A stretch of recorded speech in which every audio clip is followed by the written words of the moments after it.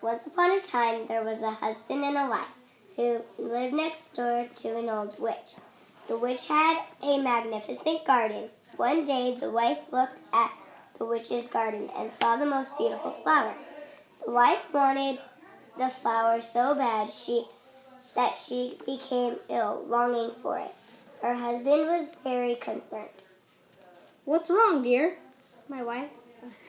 If I don't have that flower, I will die. The husband loved his wife so much. He decided to go next door and ask the witch for a beautiful flower. Oh, witch, my wife saw your beautiful flower and said she would die if she didn't have it. Ha ha ha! Well, if that's the case, you might have the flower under one condition. Your wife will be giving birth soon to a child. I'll get that. The husband agreed. Soon after, the wife gave birth to a healthy baby girl named Rapunzel. Immediately after the witch arrived to take Rapunzel away, the witch took Rapunzel into the forest and locked her up in a tall tower that had no stairs and no door. Dun, dun, dun. There was only a small window high above the ground. Years passed, and Rapunzel grew to be a strong, independent young woman with magnificent long hair, which she kept braiding. The witch stood under the window and called, "Rapunzel, Rapunzel, let down your hair." She would wind her braid around a hook on the windowsill and then let the rest of it fall to the ground.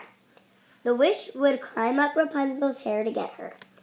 A few years passed, and a prince walking through the forest heard Rapunzel singing. He followed the singing to the tower and looked for a door to the tower, but couldn't find one. Then he saw the witch approach the tower and called, "Rapunzel, Rapunzel, let down your hair."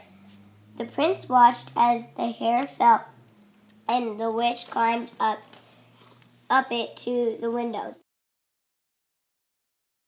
The next day he returned after the witch had left. He called to Rapunzel, Rapunzel, Rapunzel, let down your hair to me. Her hair fell down, and up he climbed. Your singing has captured my heart. Come to my father's palace and be my wife. That sounds like an adventure. I will marry you. Come back tomorrow and we will plan my escape. The next day, as usual, the witch called to Rapunzel to pull her up.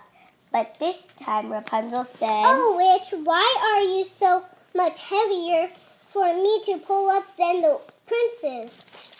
"What did you say? Why, you wicked, wicked child. I thought that I had separated you from the whole world." In her anger, she grabbed Rapunzel's braid and cut it off. And then by magic, she set Rapunzel to wander the forest alone. When the prince arrived, the witch was waiting for him. "Aha! I banished Rapunzel, and now I will make you follow your death."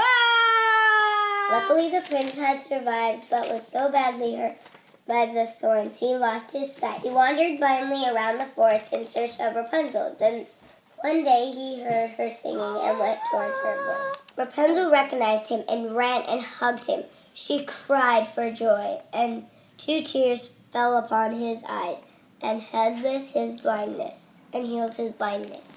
I can see again. They lived happily